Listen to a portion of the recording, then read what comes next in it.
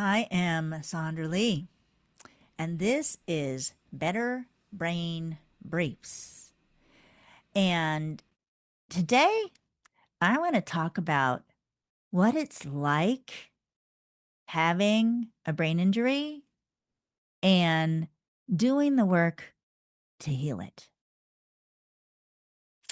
I am working right now with somebody who had a stroke and affected the left side of his brain, and it affects the ability to move the right side of his body, and it affects his ability to talk because speech centers and movement centers are here on the left side of the brain. And um, it's difficult. Losing basic functions is difficult. These normal things don't work properly. In a stroke, there's an area of the brain where blood has gotten into the tissue, and the blood kills the brain tissue. And so the functions that were performed by that area of the brain aren't working, affecting the ability to move the body and the ability to speak. And I am working with him doing combat brain training using, the chart of arrows that I do that helps the brain to heal.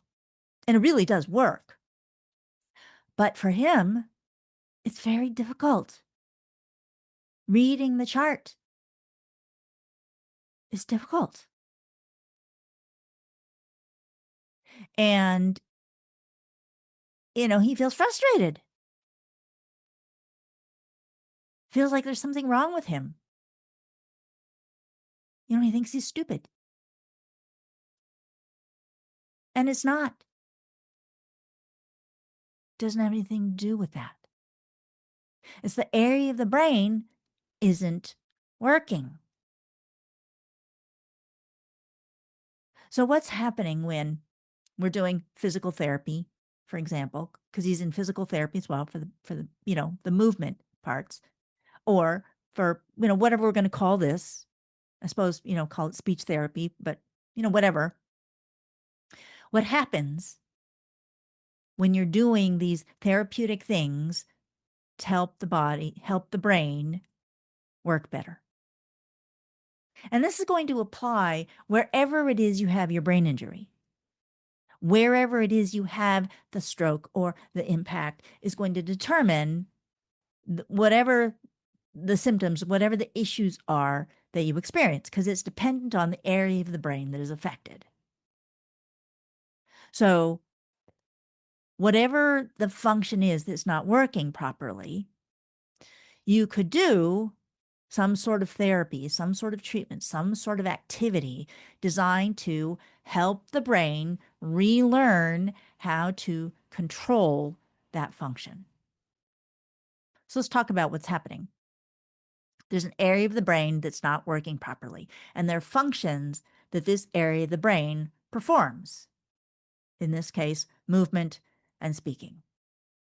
And they're not working properly because the area of the brain is not working properly. Does this make sense? So, what happens when I do physical therapy, for example, to help a body part move again? Whatever the reason is why you have a body part that's not working properly, you do physical therapy. You go to a practitioner who has you move, who has you do things to be able to get that area functioning again. And sometimes for physical therapy, that looks like the therapist is actually moving the part because the person's not able to move it themselves. Or if they are able to move it themselves, then the therapist has you move it. So it's like, here is passive movement. This is me doing it myself.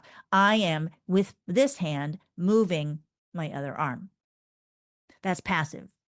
And sometimes I might have the therapist supporting while I am also doing it myself. So starting to strengthen my ability to do it myself. in this case, because there's a brain injury, having the brain be able to resume performing that function. So let's look at, from a brain perspective, what's happening here. There's something called neuroplasticity. Neuroplasticity is where if there is something in the brain that's not working, by asking the brain to perform the function, we're telling the brain, hey, I need this function. I need to be able to speak. I need to be able to move. Brain, wake up. I need that. But this area of the brain isn't working anymore. So neuroplasticity is saying when we demand this function and it's not working, the brain says, oh, that's important. Sandra wants this to work. So the brain forms new nerve connections, new synapses. There's a nerve here and there's a nerve here, and it connects those two up with a, chemical signal. It doesn't physically connect. You have synapses in the brain, right? Where you have the dendrites of this nerve, there's the body of the nerve, and then dendrites stick out and receive signals from other neurons. And then there's a neuron down here with an axon, right? So it's like you have a cell body and then a long stem for the neuron, and then there's ends that go out. Okay, so this is the axon and these are the dendrites. So the dendrites stick down, and then an axon's here, and a signal coming from this neuron down here goes to that one.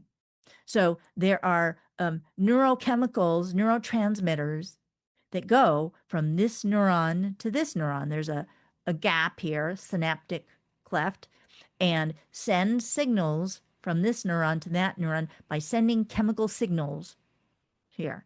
And then this neuron picks up the body here, receives it through the dendrites, and it then sends it down the axon, and then it sends it to another neuron down here. So the signal goes from one neuron to another neuron to another neuron. So when we are in therapy of some kind, whether it's physical therapy or reading the chart, okay, you're demanding a function, and the brain says, we need that function. We'll make new nerve connections to be able to get that function operating again.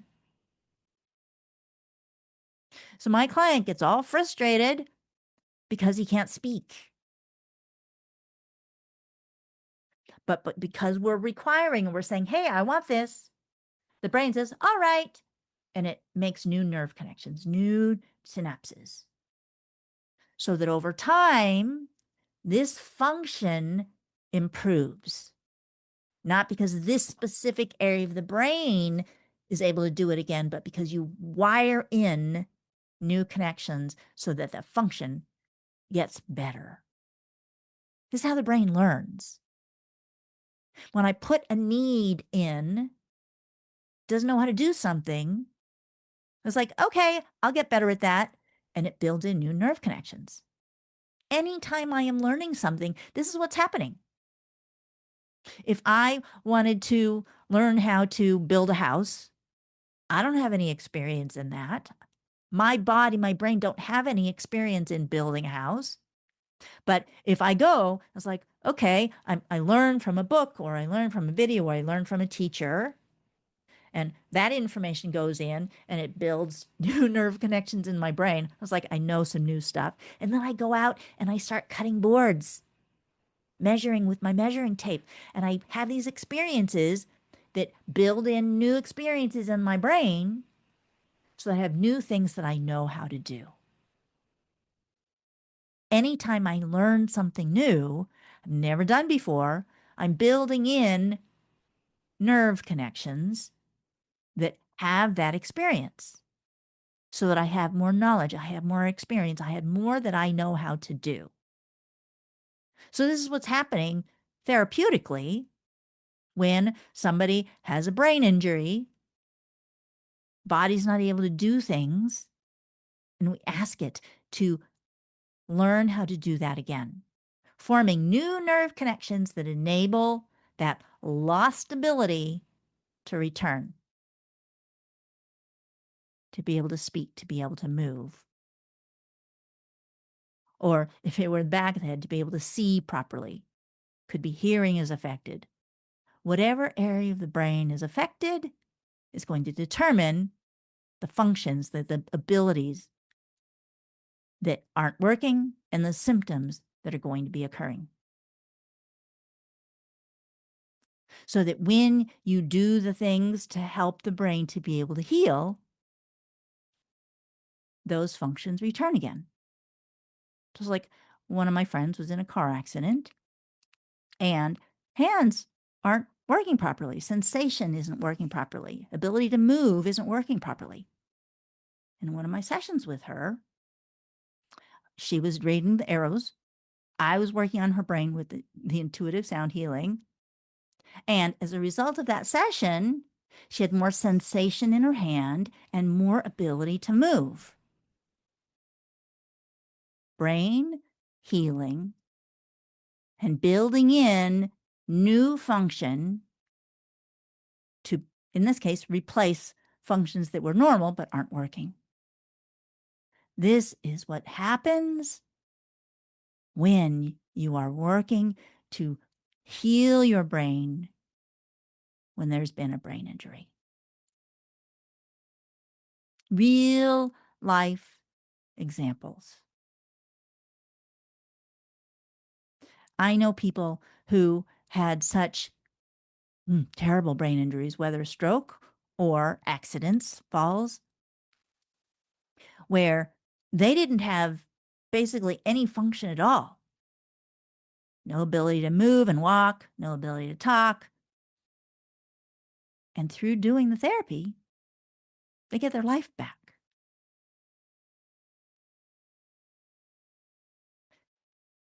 Mother, wife, person drives the person to therapy every day for however long it takes.